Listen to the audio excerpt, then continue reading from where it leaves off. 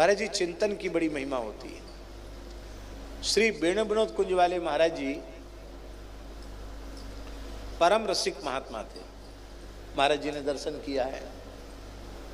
हमारे बाबा श्री अलवेली शरण जी तो बहुत लंबे समय तक उनकी सन्निधि में रहे।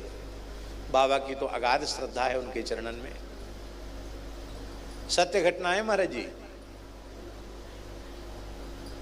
चोली गांव है, वहां गौरी सोमनाथ मंदिर है, वहां कीर्तन हो रहा था।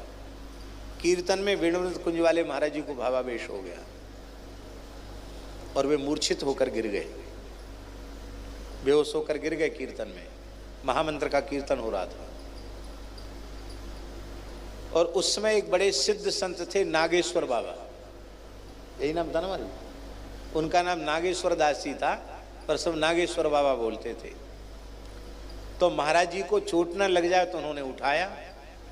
वो बड़े त्याग वैराग्य में उस समय थे, माने स्त्री शरीर को छूते नहीं थे, स्त्री शरीर की छाया से बचते थे। और उन्होंने महाराज जी, मुखिया जी, सत्य घटना है, जैसे ही महाराज के शरीर को छुआ तो उनको लगा कि हम किसी स्त्री का स्पर्श कर रहे हैं। तो वो चौंके कि अरे। तब उन्होंने क्या देखा, केसर के समान वर्ण है और एक 16 वर्ष की किशोरी, नक्श श्रृंगार युक्त किशोरी पौड़ी हुई है। उन्होंने ऐसे छुआ तो चौंक गए। सत्य घटना है ना महाराज जी।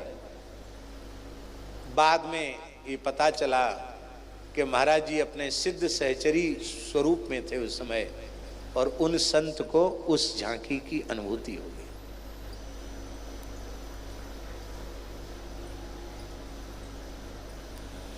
बक्सर वाले मामा जी के गुरुजी परम पूज्य श्री नारायण दास जी भक्तमाली जी के गुरुजी महर्षि श्री खाकी बाबा सरकार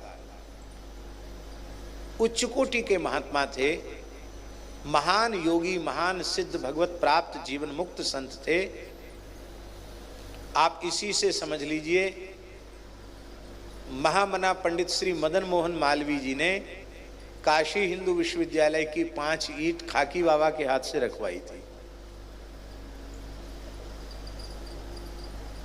शिलान्यास में बाबा को ले गए थे पंडित मदन मोहन मालवीय जी, बोले आपके हाथ से शिलान्यास होगा। तो बाबा तो अवधूत जैसे रहते थे, तो कहते ए मलविया, मालवीय जी को ए मलविया ऐसे बोलते थे, रे कह के तू करके ये कह के बोलते।